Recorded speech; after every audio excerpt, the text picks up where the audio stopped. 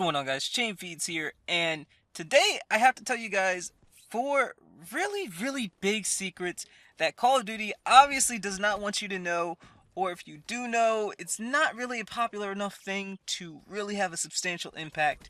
But if we share this video around, I believe that this could actually be a game changer, and honestly, we can fix Call of Duty. Like, we have the power to make them go bankrupt or be extremely successful.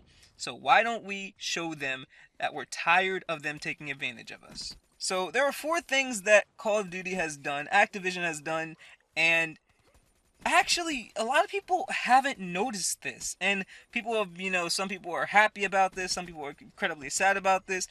Pretty much the veteran players are the ones that are more upset about it because, it differentiates from what they're used to. And it kind of takes away that traditional Call of Duty feel that, we all love. We all know and love. And let me just list them now. The first thing I want to note is no toughness. Now, the disadvantage of no toughness in this game is increased randomness and reduced skill factor.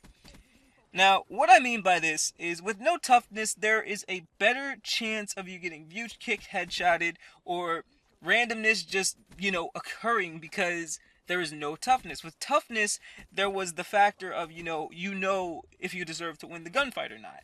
It wasn't just a random view kick headshot, or it wasn't like, your gun shook wildly and then randomly killed the person. There was no randomness. It was you knew if you won the gunfight or not, if you deserve to win the gunfight or not, and it makes sense. Some people, complain about the lag or whatever, just because they lost the gunfight. But you typically knew who deserved to win the gunfight and who didn't. The next big problem, and I'll go right back to toughness after I list this one, is garbage DLC weapons. There was a document that actually stated that workers knew that the DLC weapons were terrible. And it initially isn't their fault, they're just being paid to do what they're told to, but they know that the DLC weapons are very bad. The Marshall 16s or 15, I don't remember what they are, they're, in the beginning they were actually terrible. People complained about them for a long period of time, and now they're actually essentially overpowered. Now, they haven't really done anything about that now, since, you run the Kimbo and they'll just one-shot you. It's really annoying now, but essentially, a lot of the DLC weapons are very bad, and they're meant to be that way. In previous Call of Duties, the DLC weapons were exceptionally well, like very good. They were very exceptional, they were good weapons, and you enjoyed using them. In this game, first off, you have to actually pay for them. And what I mean by pay for them is you have to either grind out for hours and hours to get crypto keys, or make it very easy by paying for them with COD points. Now, they know that people don't feel like grinding for hours and hours just to get one weapon, so they have this ploy where they're going to have you pay for, this amount of COD points for a chance to get the weapon. And then it's not guaranteed, so this falls into the category of David Vonderhaar hates supply drops, because he knew this would go into his game, and he did not want this to happen. I mentioned this in a previous video that he hates supply drops, he did not want it to happen, but it really wasn't his decision at that point. People started basically taking over, for decisions, and it really sucks because he's taking all the flack for it. People are hating on him and it wasn't his decision, and it really sucks.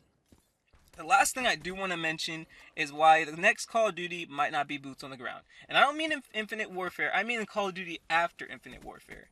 Call of Duty after Infinite Warfare might not be boots on the ground. And why do I say this? Is because basically, the last 2 Call of Duties have been, exos, and the following one more than likely is going to be exos, with, probably occasional boots on the ground and stuff like that. Now, imagine if we go right back to boots on the ground and the game is terrible. I believe that they're hyping up exos so they don't have to go back to boots on the ground, and they can essentially change how Call of Duty traditionally was that we all loved and enjoyed. Now, why they want to do this and what their agenda is, I don't really get it. It doesn't make sense because a lot of veteran players love boots on the ground, but I guess in a sense it's now easier and maybe more fun for like the new guys for exos, because with the fact of you being able to essentially fly into the air for gunfights and stuff, not the traditional, running gun, I guess it's more beneficial for them, but for the veteran players, they're just getting sick of it. I know a bunch of veteran players that are just sick of exos and stuff, because it's not traditionally it's not how it usually was. It's not how it's supposed to be.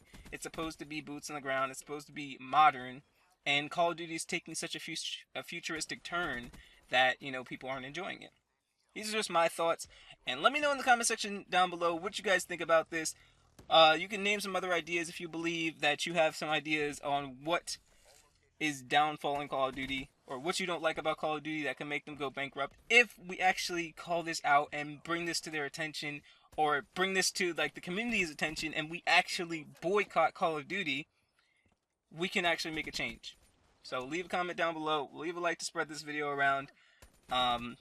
That's about it. Hope you guys enjoyed this. But ChainFeeds, love you guys so much. Hashtag Chain Family, and peace out.